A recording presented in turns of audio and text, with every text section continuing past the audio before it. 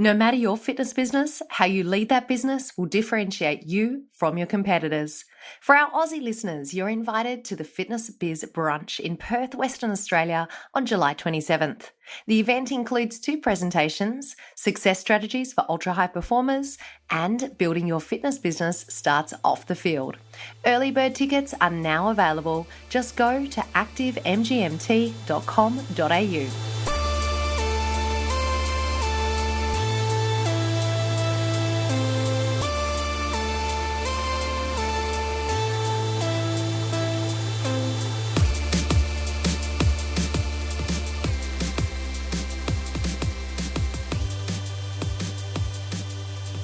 This week's special guest is Sarah Robb O'Hagan. She is the CEO of FlyWheel and she has just released a new book called Extreme You. During today's show, we discuss how career challenges can turn into amazing opportunities. Sarah tells us what it means to play our specialist game, and we discuss how to stay focused and not be distracted by the competition. Before we hear from Sarah, I want to give you a quick event update because there are heaps of industry events happening right across the world throughout July and August. So listen up, as there may be an event coming to you very soon. First up, the MACMA Annual Conference and Golf Tournament is happening on July 12 and 13 in Maryland, USA. The Idea World Summit is happening July 19 to 23rd in Las Vegas, USA. The Com Digital Marketing Business Summit is on July 21st and 22nd in Sydney, Australia. Fitness Biz Brunch is on July 27th in Perth, Australia, and the URSA Institute is happening August 1st to 4th in Chapel Hill, North Carolina, USA. I've included links to all of those events in this week's show notes. Plus, for more information, make sure you listen out after the main interview because I'm chatting to Pam O'Donnell about the URSA Institute and Richard Tutunji about the Com Digital Marketing Business Summit. MyZone is a wearable technology platform that leverages personal goal setting, gamification, and social platforms to motivate your members. To find out more, go to myzone.org.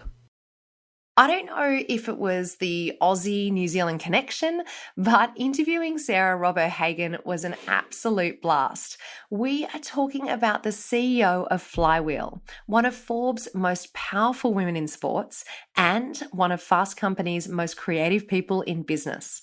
A woman who has held previous leadership positions at Equinox, Gatorade, Nike, and Virgin. And you know what? She is so down to earth, so gracious, and just a seriously cool chick. So for something a little bit different this week, we start the show when I was telling Sarah about my recent FlyWheel experience. So I did my first FlyWheel class just a couple of months ago. Awesome. Where? Yeah, it was so cool. So we came over for URSA, which was in March in LA. And I'm hoping I'm getting this suburb right. Is it Playa Vista?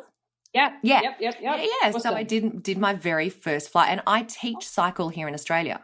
So cool. It was so cool to have the dials and be able to see what I was doing. I went into competitive overload.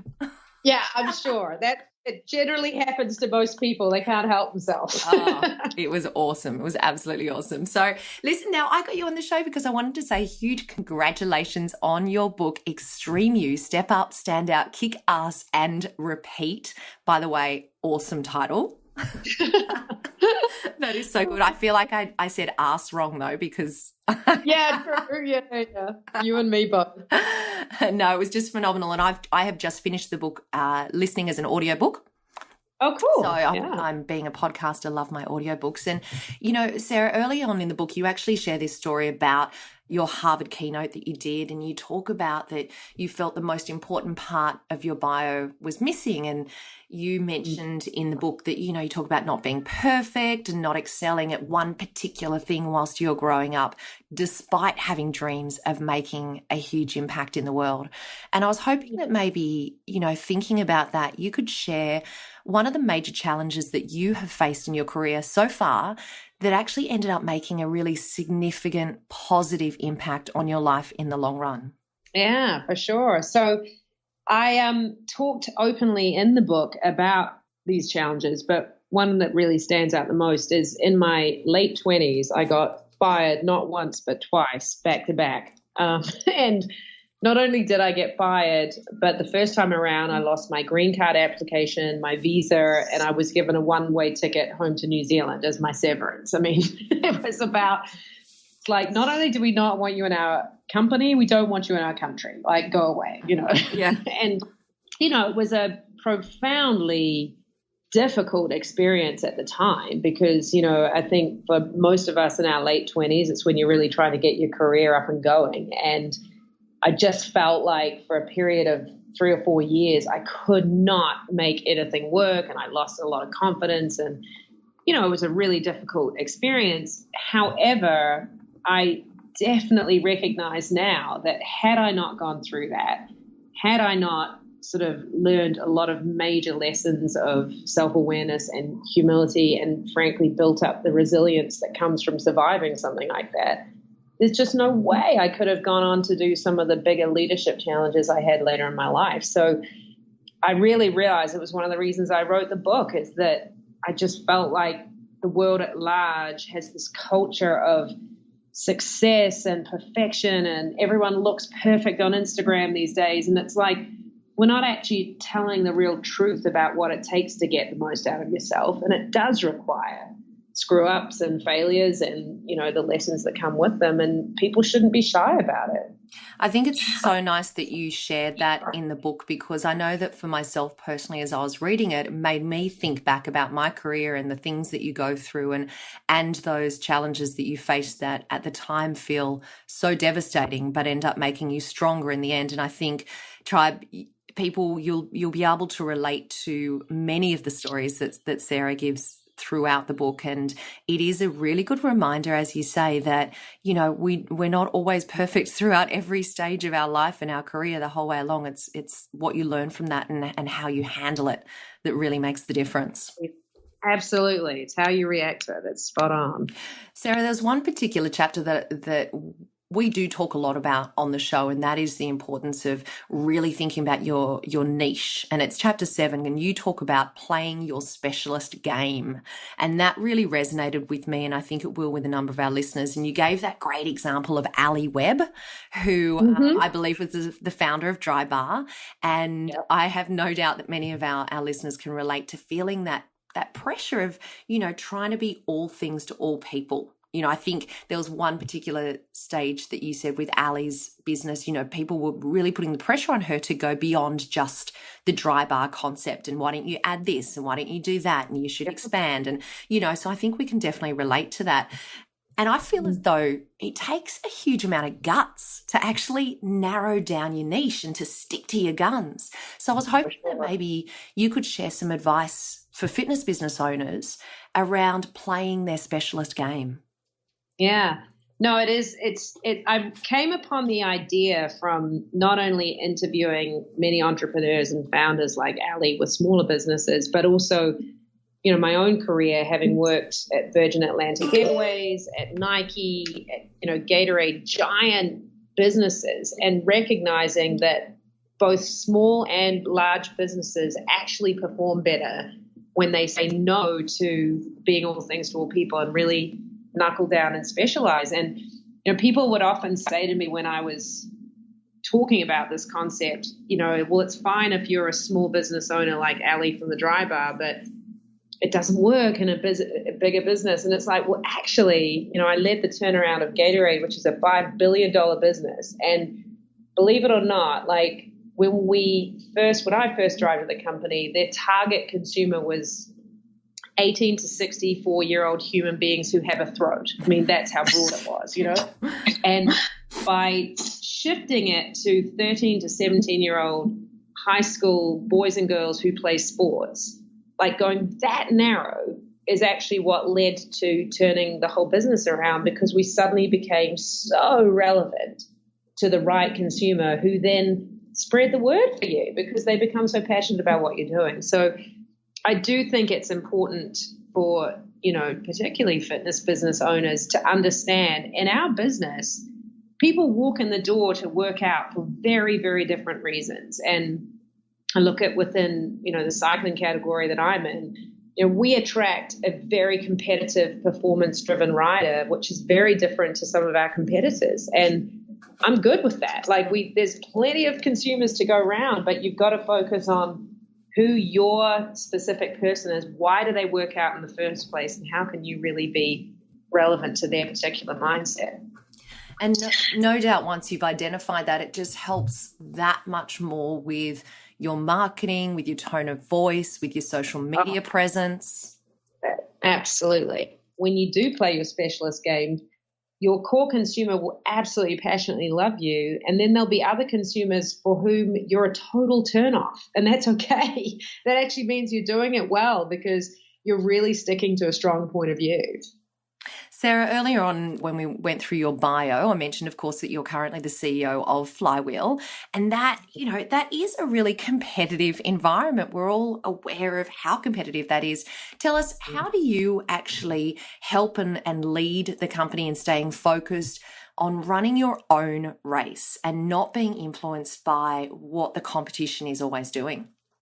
Yeah, it's a great question. And, I think it, number one, comes down to deeply, deeply understanding your consumer and focus only on serving their needs and not getting distracted by the competition. Because I think, it's a classic thing in businesses when you start thinking about the dreaded quote unquote market share, that is usually the beginning of the sleigh ride to a really bad place, because it means that you're trying to capture someone else's customers instead of just focusing on your own and understanding how you can meet more needs of your existing consumers. And so, I'm really lucky at FlyWheel because we were the first company to pioneer the technology on the bike that really tracks and makes the experience more competitive.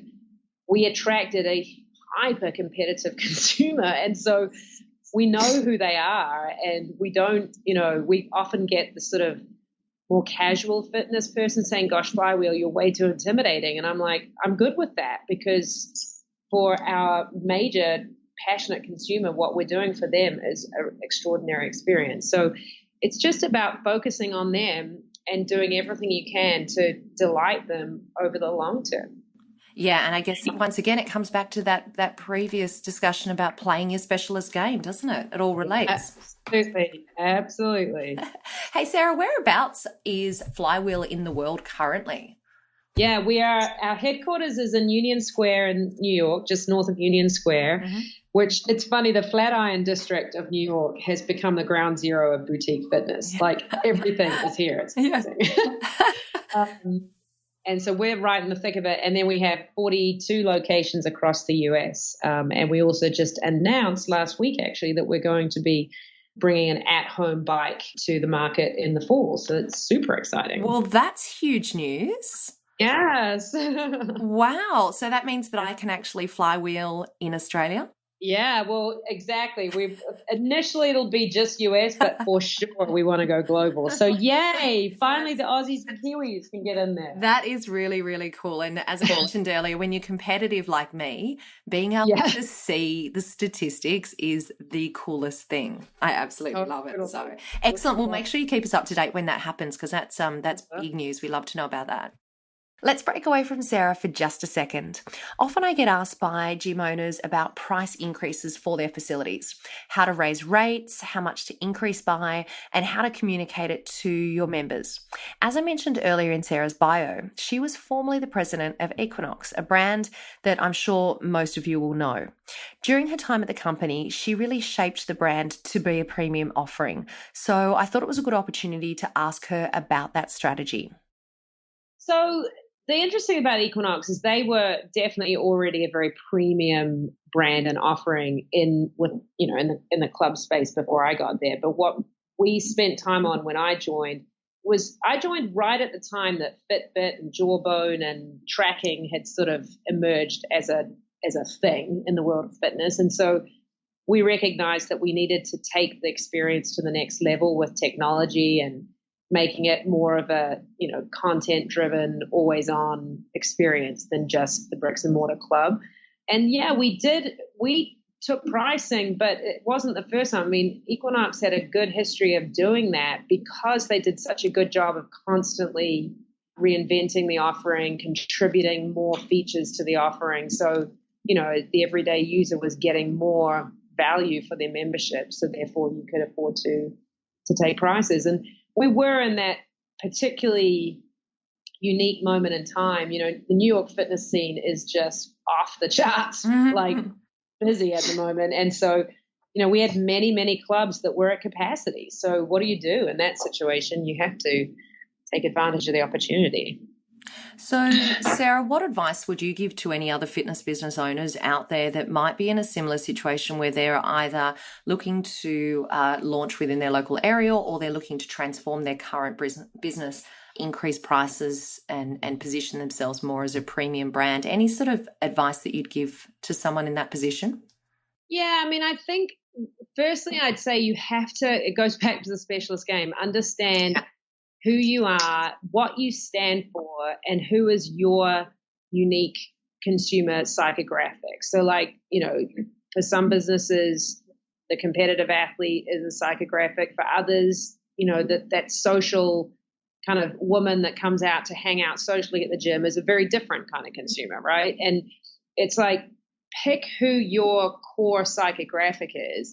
And then actually I really believe in the gym space, the lifestyle brand building comes from thinking about the lifestyle that they are doing fitness in service of. Because I think many gyms make the classic mistake of all the marketing and advertising is pieces of people working out on equipment. But the reality is that equipment exists in every gym across the world. It's not differentiated. So you have to figure out what's the lifestyle that they are working out in service of, and how do you really aspirationally bring that lifestyle to life for them.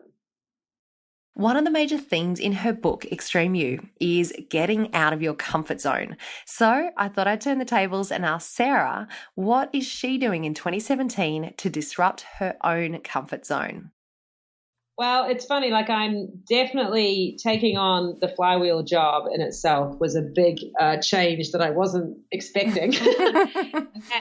that in itself is one hell of an awesome journey, and it's definitely pushing me in lots of new ways, which is awesome. But I'm also, I think, probably more focused now on, bigger macro issues in the world and how I can contribute to them. And I think that's one of the things that I was thinking a lot about when I wrote the book is how can I help be a catalyst for a movement against, the last 25 years of raising kids with participation trophies and this empowerment culture that, frankly, I think was dampening their potential. And so it's kind of pushing me to get out of my comfort zone of just being a business person and trying to actually drive more systemic change for people in society at home.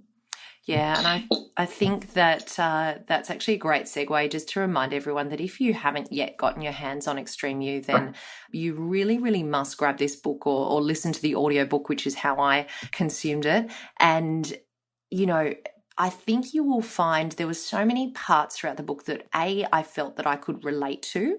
And because you were so honest, in all honesty, it made me kind of go, hey, I'm okay. Everyone has, well, you know what? Everyone has these parts in their career that are ups and downs and everything, and you learn from them and you go through fantastic highs throughout your life and throughout your career. And then you have sometimes when it's just shithouse, and you just got to learn from it. Yep. And not be scared of it. I think that's the single biggest thing I learned from all the research of the book is that, the older we get, the more risk averse that we get. And the fact is that if you take risks, yes, you might fail, but you're going to grow more from that than if you just didn't do anything at all.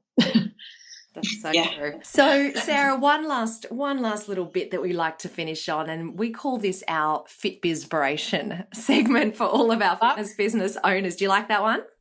Love it. Let's go. So can you maybe share with us your top 3 tips for our listeners to check themselves out and embrace their extreme you? We'll be back with Sarah in just a second. But first, here's a quick message from one of our podcast partners. Active Management members receive 4 resources every month to help them lead their business and make their life easier. Check out some samples at www.fitnessbusinesspodcast.com/active. They are free.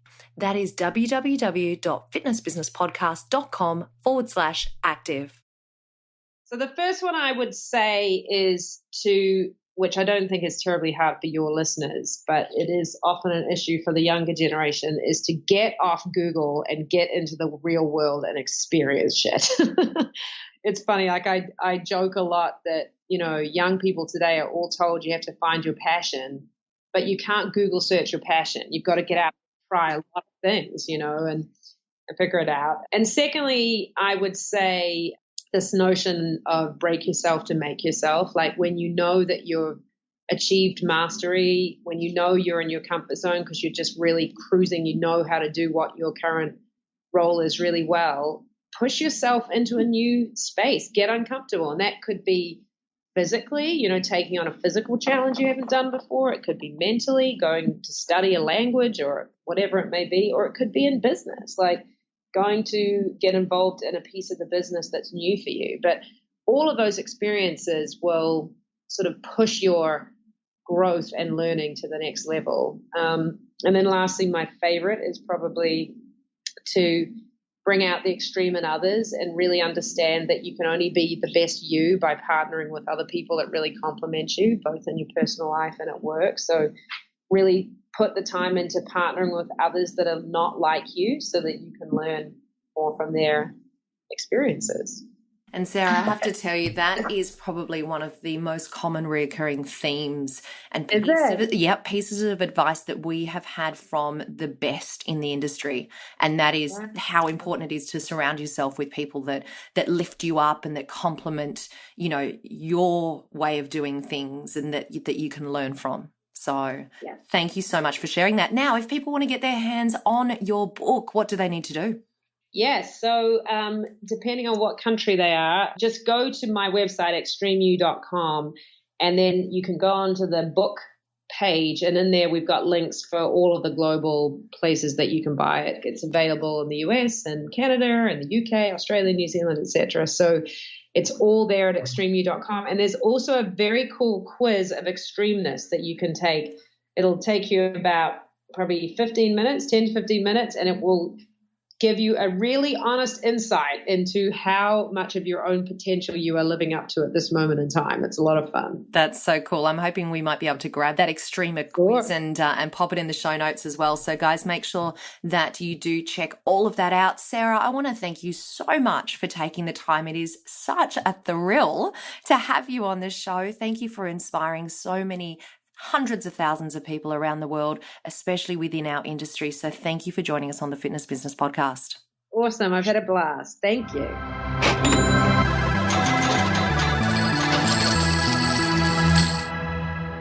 Get ready for this week's bonus segment, your extra injection of information, education, and inspiration to strengthen your fitness business. Tribe, we like to keep you up to date with the latest and greatest that is happening in our industry. So it is with great pleasure that I welcome back to the show the president of MyZone, Emmett Williams. Hey, Emmett. Hey, Chantel, how are you? I'm really well, thank you. So MyZone's got a few bits and pieces going on. Do you want to give us a bit of an update on what's happening? Yes, it's been a busy year to date. We've got a few exciting announcements for this podcast. The first one is the release of virtual classes. And when I say virtual classes, what I mean is that we can now pump group exercise content into the MyZone TV that is already installed in the MyZone clubs, and the operator can schedule those virtual classes from a remote location and effectively expand upon the group exercise timetable. What that means is that when the sales team are touring a prospect, they can essentially say, yes, we've got 150 classes a week, but with virtual, we've now got 300 a week, and it helps overcome objections. That is a very cool feature. And is that available now, Emmett? It is. We've got 45 classes that are going live through the system. And if you've currently got MyZone installed at the club, all you need to do is reach out to MyZone and we'll upload it to your platform. Okay, well, that sounds like a really exciting new innovation from MyZone. So I believe there's also something happening with the belt. Yes, we're introducing a new belt to the product suite. It will be called the MyZone Lite. It's a lot like the existing belt, but de-featured. So we've backed some of the technology out, including the memory chip, the rechargeable battery, the analog coil, the Ant Plus chip. We've backed that out so that we can deliver the belt at a lower price point. Now, depending what country you're listening to this from, it will obviously differ, but essentially it will be half the price of our existing belt. And the purpose of this belt is for operators to be able to buy them and bake them into paid programming. With the lower price point, particularly in a studio environment, the belt will be most relevant, it will be more affordable, and therefore they can bake it into a program and no longer have the member make a decision about buying the belt. The member will be making a decision about buying the program, and with the program will come wearable technology. Well, Emma, that sounds like two very exciting new innovations from MyZone. So thank you for taking the time to tell us all about them. No problem. Thank you for having me. And Tribe, we're going to put a link in today's show notes so you can check out more information. And I'm going to include a little video in there too so you can hear a little bit more detail about those innovations. Now let's hear about two upcoming industry events. First, for our US listeners, is the Ursa Institute.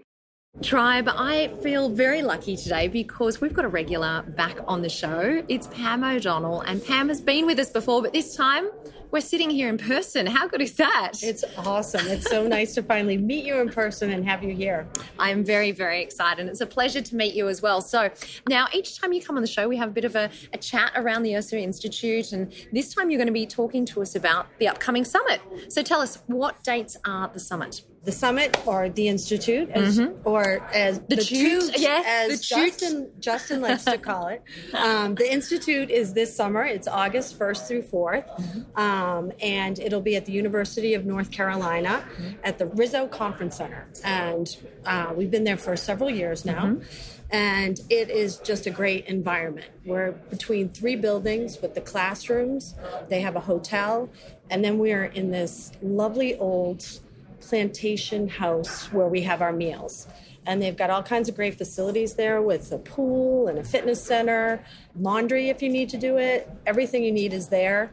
And it's just, the service there is great. That sounds amazing. It sounds like just great to get to the venue. Exactly.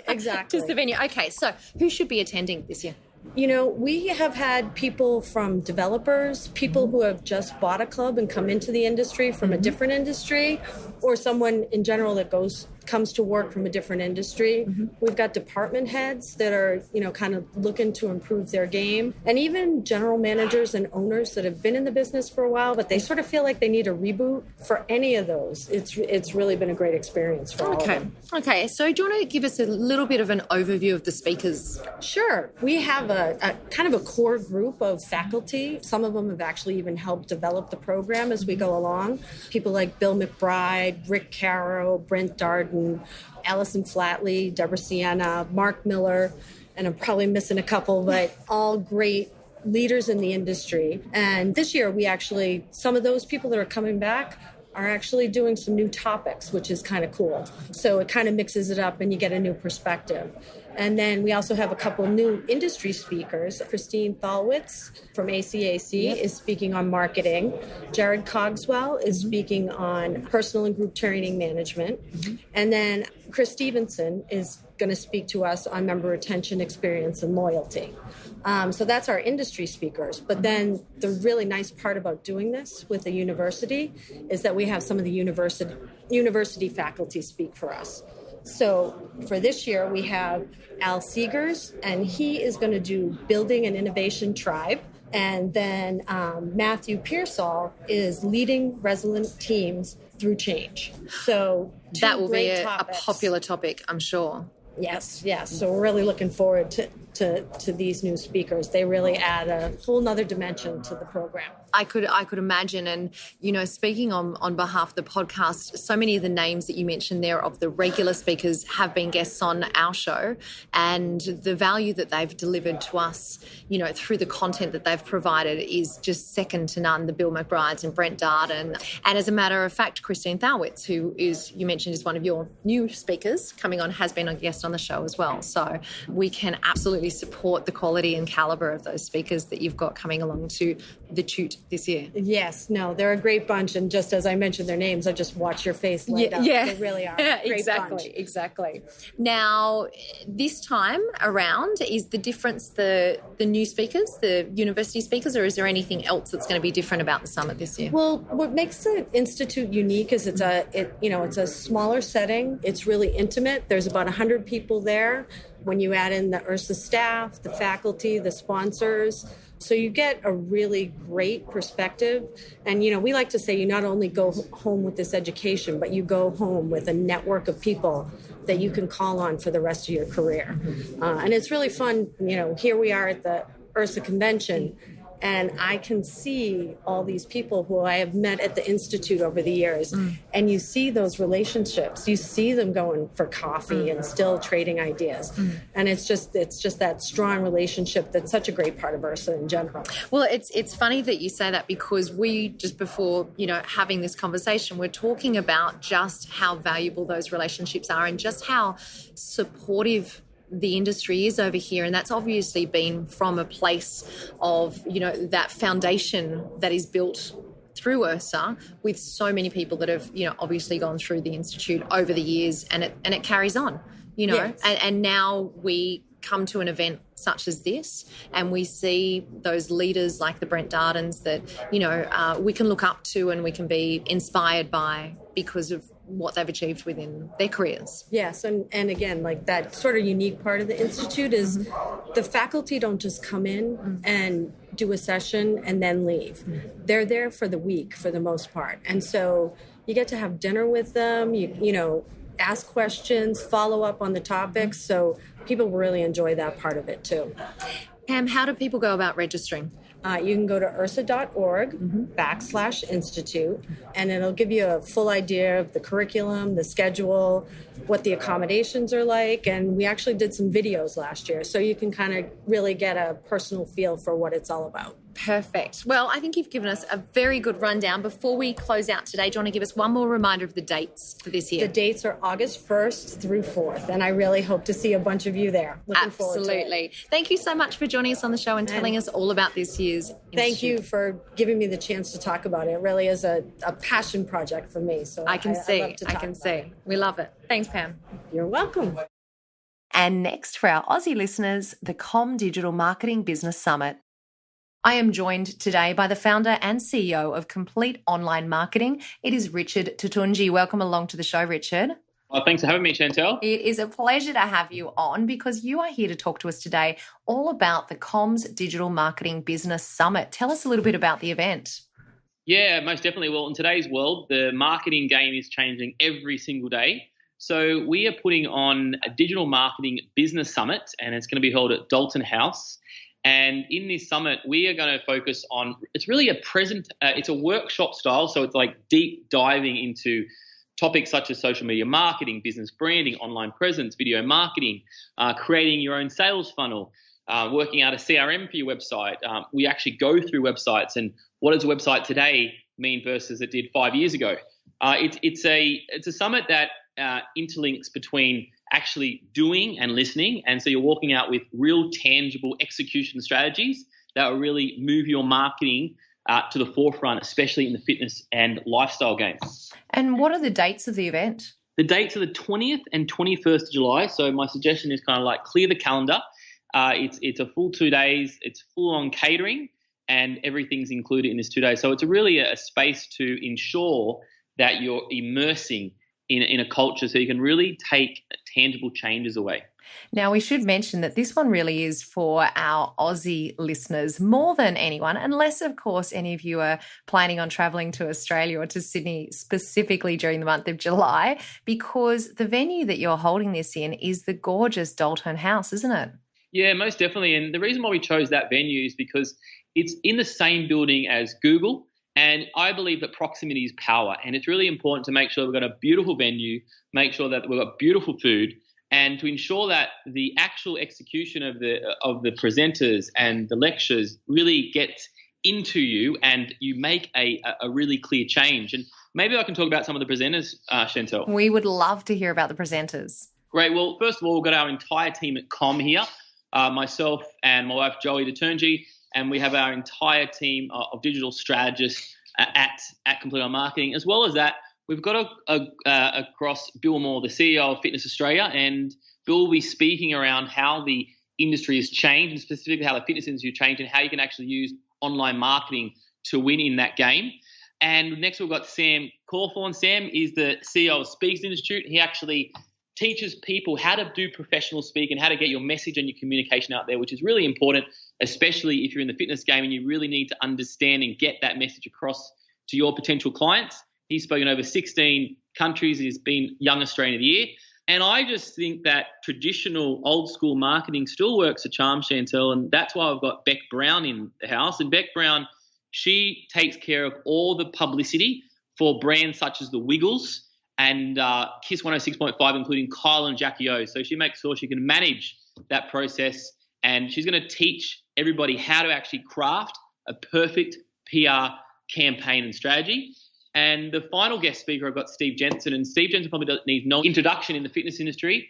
He focuses his skills on selling. And once we've got the leads from marketing, then how do you pick up the phone? How do you actually ask for the sale in your fitness business? So he's going to be giving an amazing presentation and workshop style that he does to ensure that, the marketing and the sales component is all really, really clearly put together there. So you're walking out with, again, actionable plans that you made a tangible difference in your business. That sounds terrific, Richard. So listen, what do people need to do to register for the summit?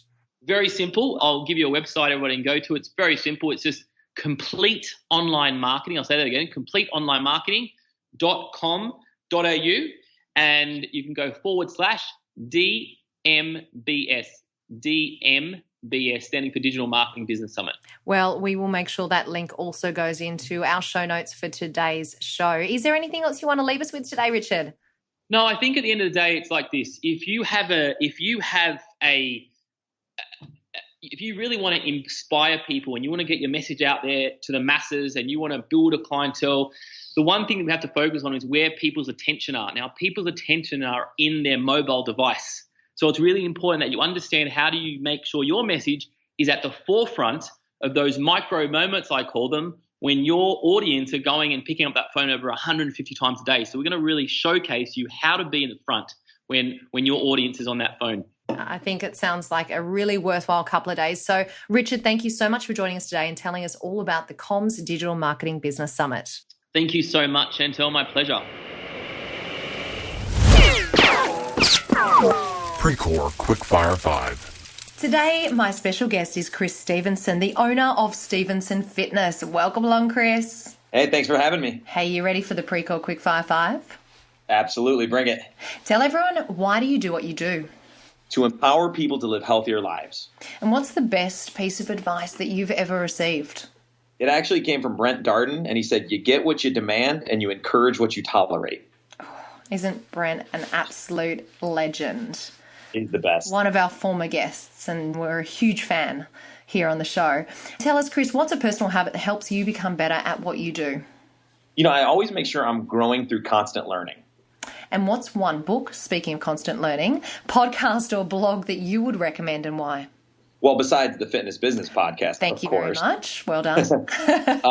There's a book called Decisive. It was written by Dan and Chip Heath. And literally, if you read it, it will change your decision making. It's an incredible read. Excellent. So Decisive. Decisive by Dan and Chip Heath. We will get that link and pop it in the show notes. And why should our FVP family come back and listen to next week's show? Yeah, I think it's pretty obvious when a Power Ranger talks, you have to listen. You bet you do. I was going to let everyone into that secret next week, but since you mentioned it, I feel like we need to go there. Because I was a child of the 80s, 90s, and my goodness, you're a big part of my youth, Chris. Well, I guess that's a good thing. So for everyone that's listening that's thinking, what on earth are they talking about? Chris has a very cool claim to fame. Do you want to tell everyone, Chris? I moved from Ohio to California, and I was a competitive martial artist, and I ran a martial arts studio, and just wanted to go somewhere warm and fun after I graduated college. And through a weird twist of events, I ended up doing stunt work for the kids show Power Rangers. Go, go, Power Rangers! Go, go, Power Rangers! That is such a good claim to fame.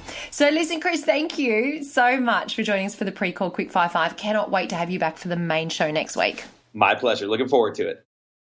Wow, what a huge show it's been this week. Thank you so much for joining us for another week of the Fitness Business Podcast. Remember, what you leave behind is not what's engraved in stone monuments, but what is woven into the lives of others.